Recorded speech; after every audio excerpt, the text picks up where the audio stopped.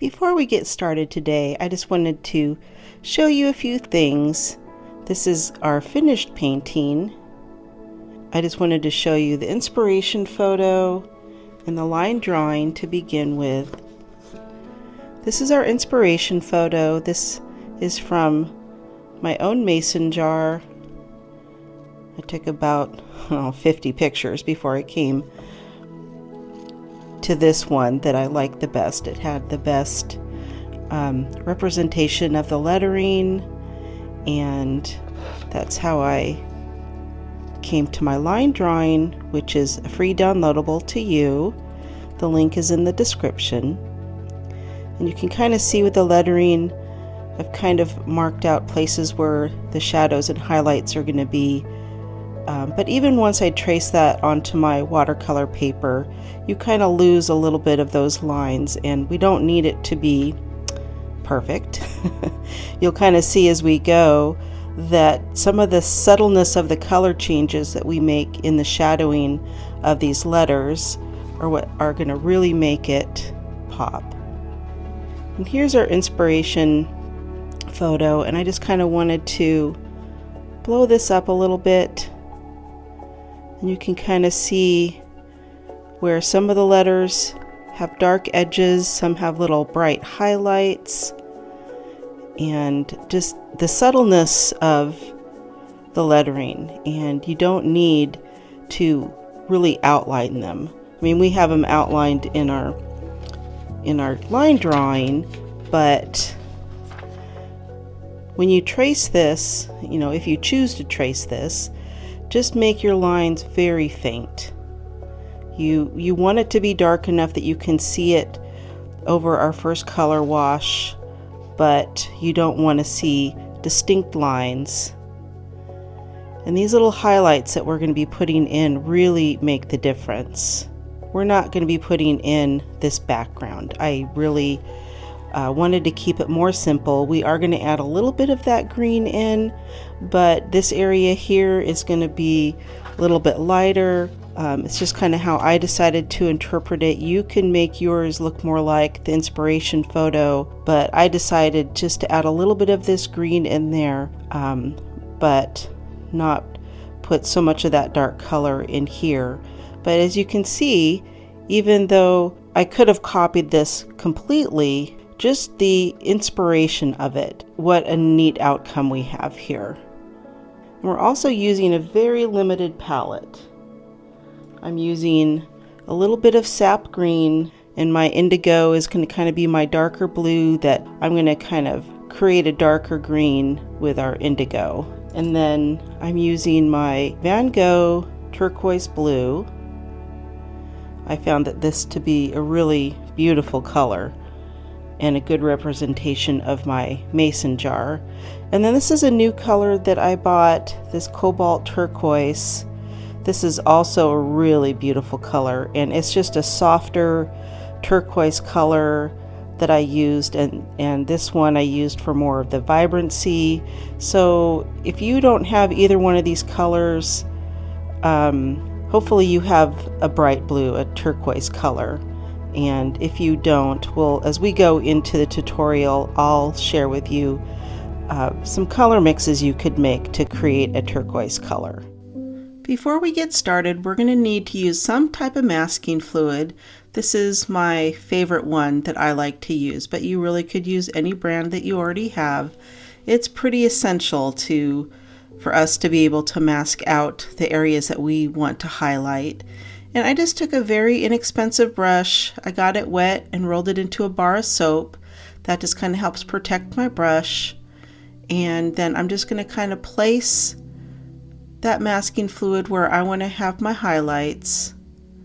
And our inspiration photo has a lot of highlights in it, so I'm just picking some key areas that I see that I would like to keep lighter. And so I am not going to mask every single spot that has a highlight in it. I'm just kind of picking what I'm viewing as the most important ones.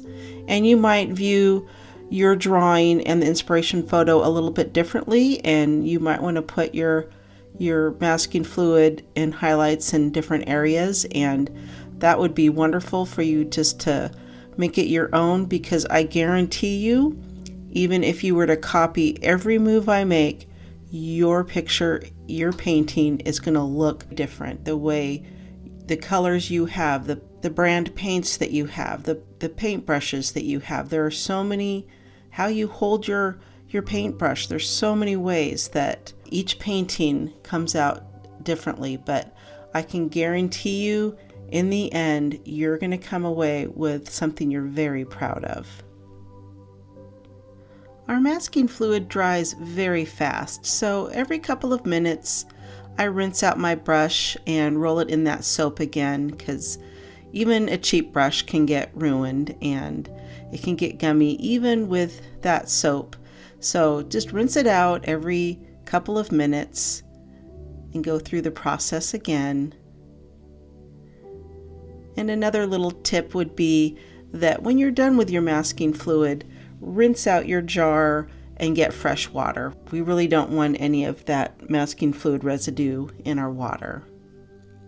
I usually keep at least 2 jars of water nearby, so I always have a fresh one ready.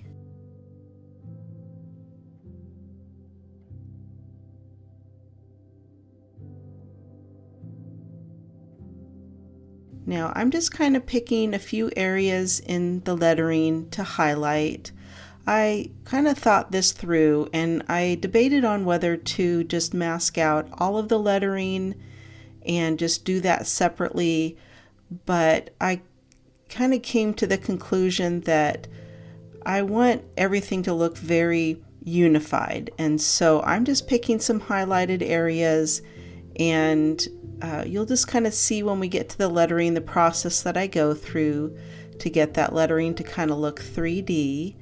So I'm just picking a few areas to highlight.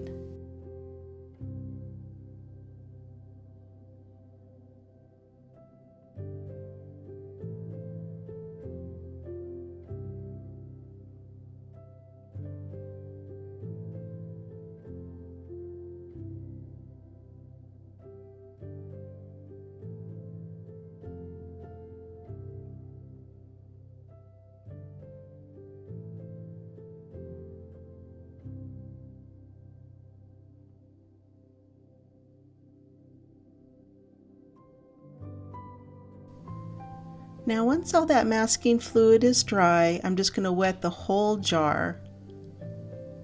Just kind of working around the edges. Trying to keep it inside the lines, because I kind of want that jar to have a crisp edge. I'm using a number 10 round to kind of fill in this water and to kind of do my first layer of wet on wet technique.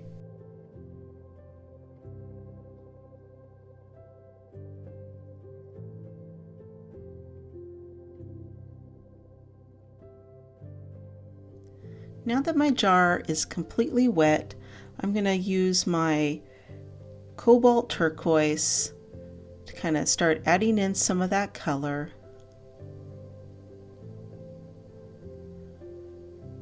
Adding a little water to kind of soften that a little bit.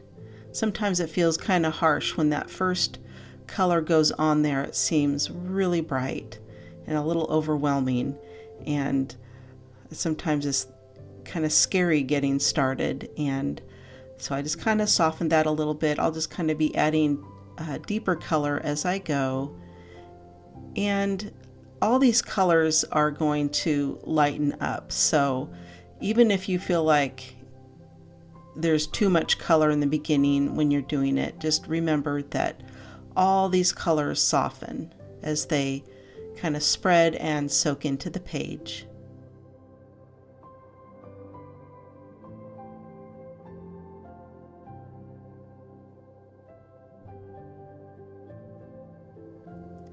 Taking some of that turquoise blue to kind of add in that vibrancy in those places where the color is a little deeper and richer and more vibrant. And if you don't have a turquoise color, you could use like a cobalt blue or ultramarine blue. and mix just a little teeny tiny bit of green into it to create this color.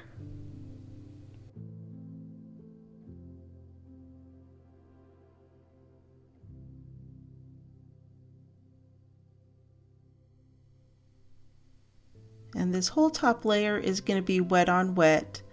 And if you feel like you can't work fast enough with the wet on wet technique to do this whole jar at the same time, then you can take it in sections. You can kind of do the upper third, and then you can work on the lower 2/3 if you want to. I'm pretty confident in the wet on wet technique and being able to kind of work throughout the whole jar while the page is still wet. So there's options here, and we want the first layer just to be really soft and those colors to just kind of melt together. And if you feel like your water and paint is drying too fast, you can always spritz it with a little bit of water, but hopefully you'll be able to just kind of, I guess, work fast enough that your jar stays wet.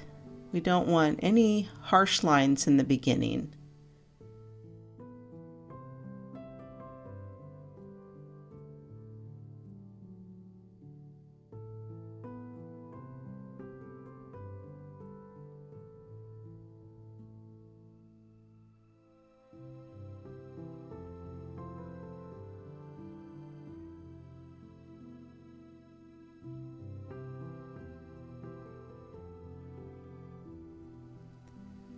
Now while everything is still wet, I'm just kind of mix kind of a darker green. Took my sap green and my indigo blue. Now I already own a green that was the right color, but I thought, well, most people in their watercolor toolkits have a dark blue and a sap green, so I was just wanted to kind of show you with some of your basic colors how you can mix to get the shades that you want. And it's always good to have a little tester piece of paper, and my test paper is always a little portion of the paper that I'm actually using, because you'll find that different papers, different brands, even if they're all high quality, they're all a little different. The tooth on and texture on this Arches is a special texture that my Saunders doesn't have, that it's softer, my colors spread differently, so it doesn't do me any good to test my swatches on paper that I'm not actually using at the time. So a little bit too much of that color kind of went into my lettering, so I'm just taking a clean brush, just kind of wiping out some of that color, kind of bringing that highlight back, just wiping it on a paper towel. Now my jar is still wet. I'm going to kind of take a little bit of that indigo, and we're just going to add in some little dark spots here and there. You can tell it's still pretty wet up there. It's spreading softly. Just picking a few little areas.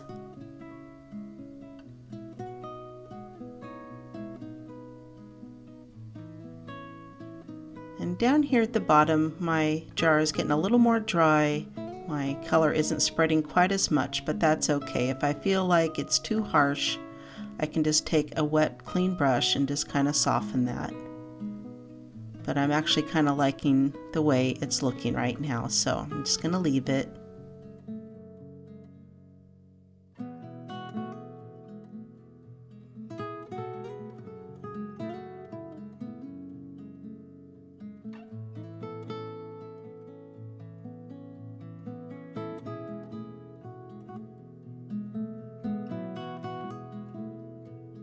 Taking that turquoise, and I'm just going to add in a little more vibrancy since the colors have kind of seeped into the page.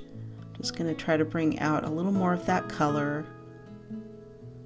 You see how it's just slowly building that dimension each time we're adding in more color.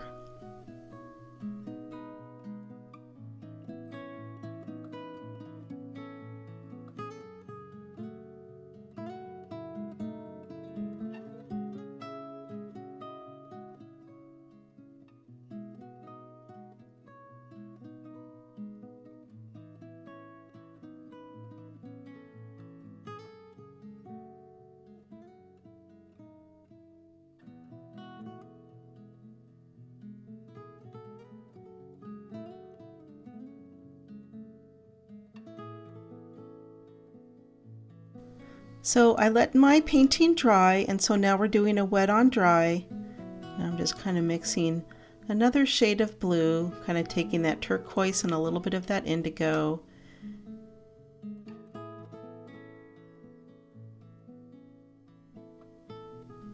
And I'm just going to add a few darker lines.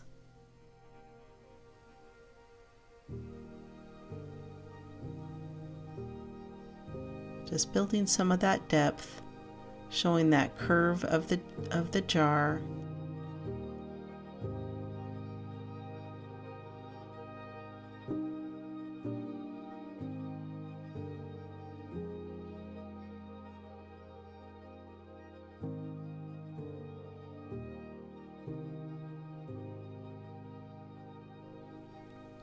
We're just starting to build a little bit of our detail.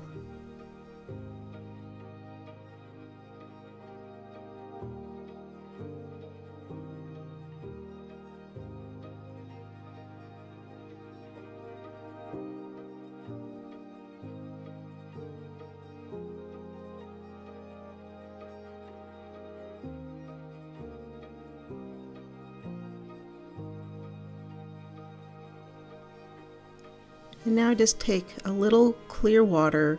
I'm just going to kind of soften those edges a little bit so it isn't quite so harsh.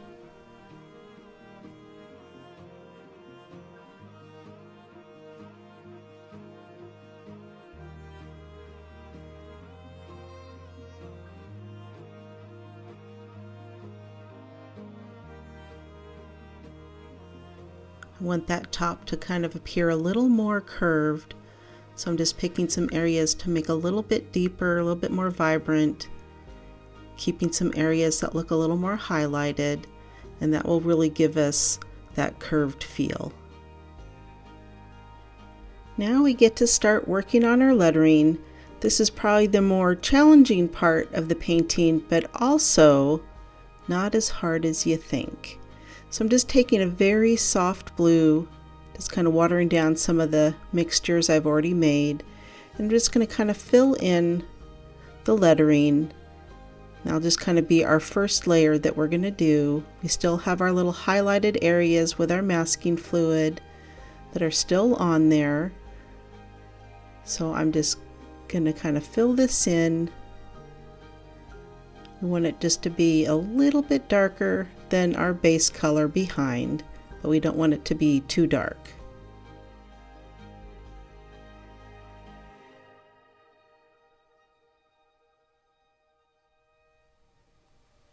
I'm just using a number 2 round brush. That seems to be the right size for me.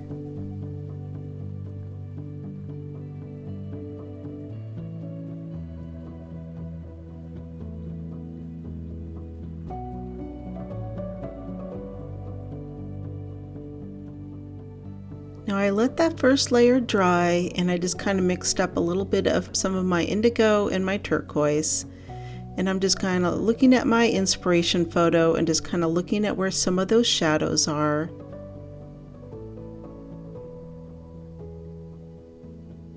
Just kind of carefully placing my shadows. Just kind of taking my time.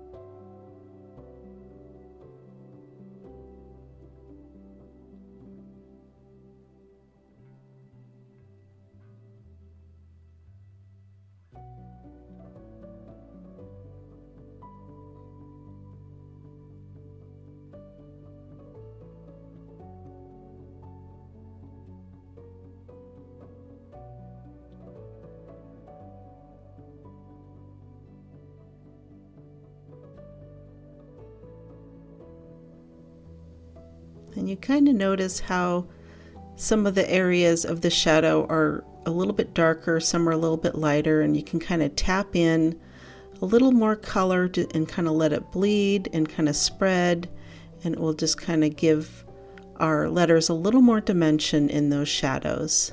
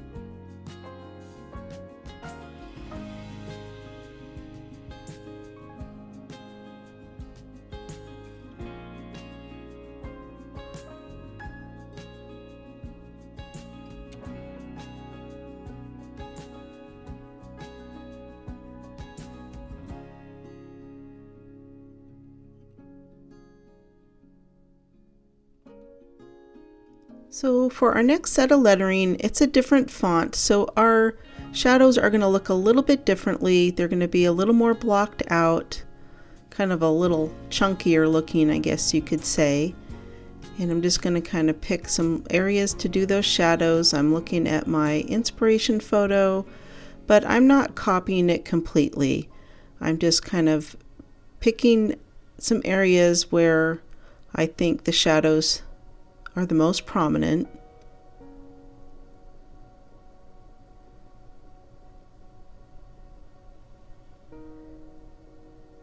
And even though I feel like the shadows are a little more crisp, it's kind of hard doing lettering this small on a textured paper to make it look really crisp. But really, in the end, you'll see how it all comes together. So don't worry about it being totally perfect. That it really will. Any imperfection that you see at the moment, like right now when I'm painting, I'm pretty close to the page. So I'm seeing all the areas where I think I'm making mistakes or isn't quite coming out as crisp as I would like it to. But when you stand away from the page, it will look so much differently. So just kind of trust the process, I guess is what I'm trying to say.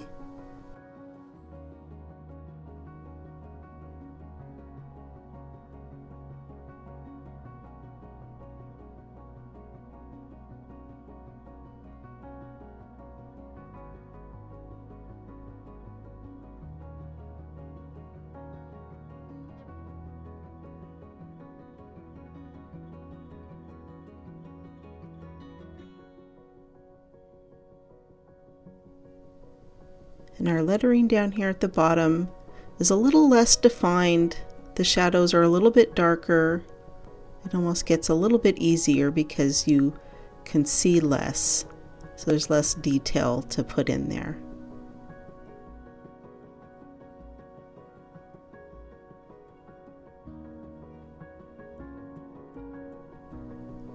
And once we take that masking fluid off in a few minutes, you'll be amazed at how much differently this lettering looks.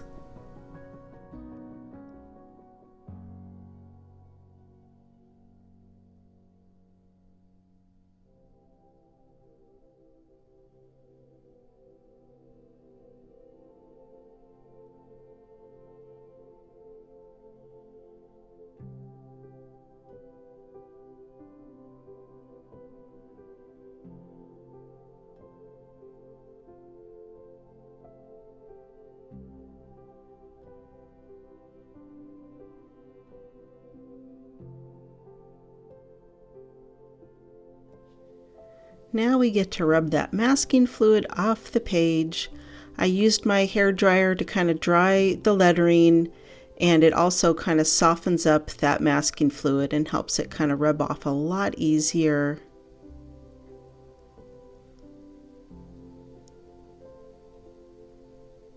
Now we can see how much more dimension is already in our mason jar. And now I'm just taking a little bit of water and I'm just kind of softening some of those larger areas of the highlights. We don't want those edges to be quite so crisp. Kind of want to soften those out a little bit. So for the next couple minutes, I'm just going to kind of work on softening those lines.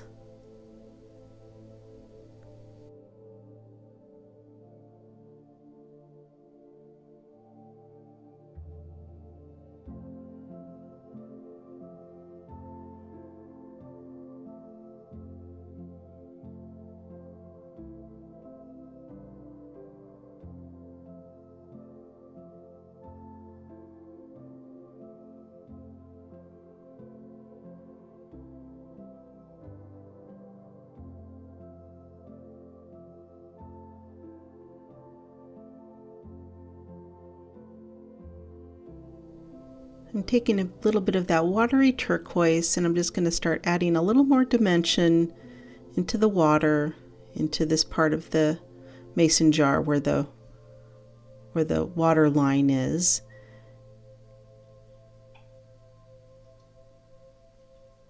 And I'm just kind of trying to add a little more detail, kind of some little reflection in that water.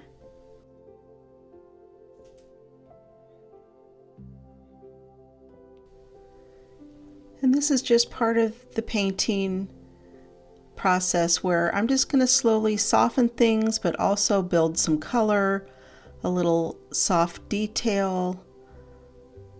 So I'm just going to kind of keep working on this until I get to the point where I feel like it's done. So this process might look a little differently for you. You might want to add deeper colors in some areas or lighten up other areas than I am.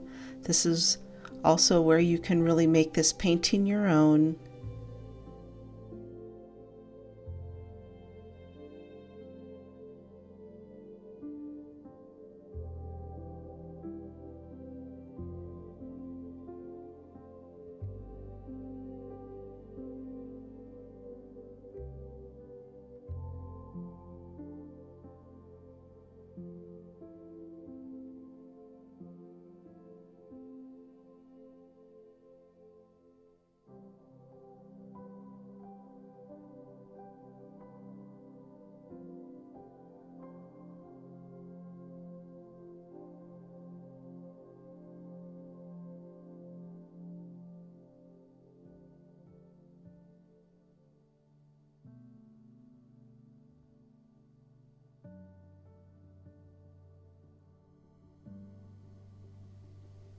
We're just adding some of that beautiful turquoise in there to kind of create a little more dimension in our lettering.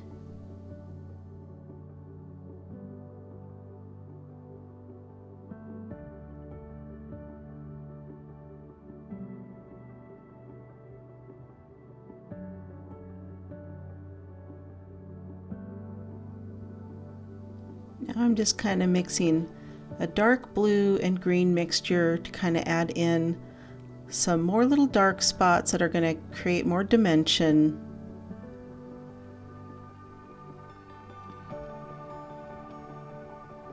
We need to give our jar a little more depth.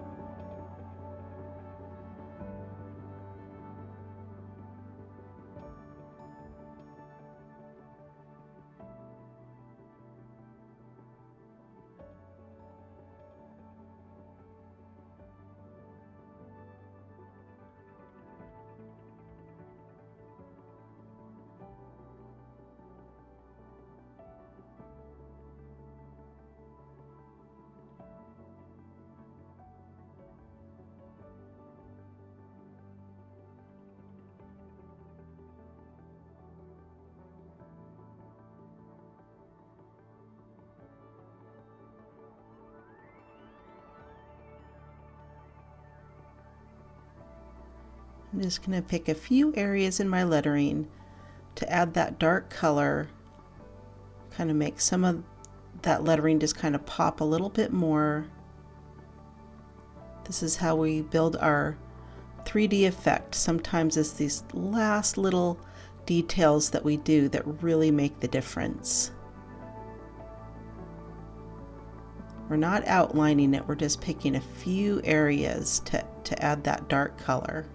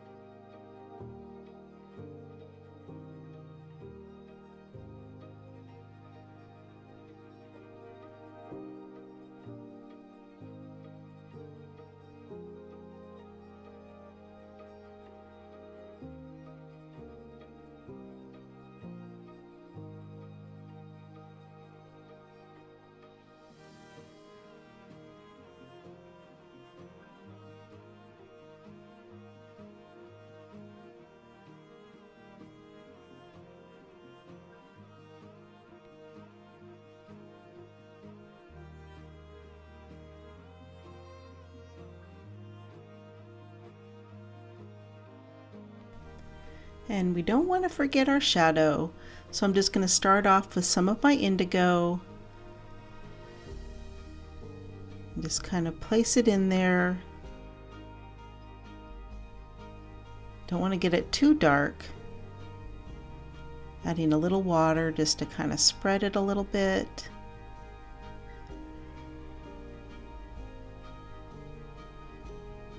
Taking some of my turquoise, and I'm just going to kind of tap it in there, let it spread on the page.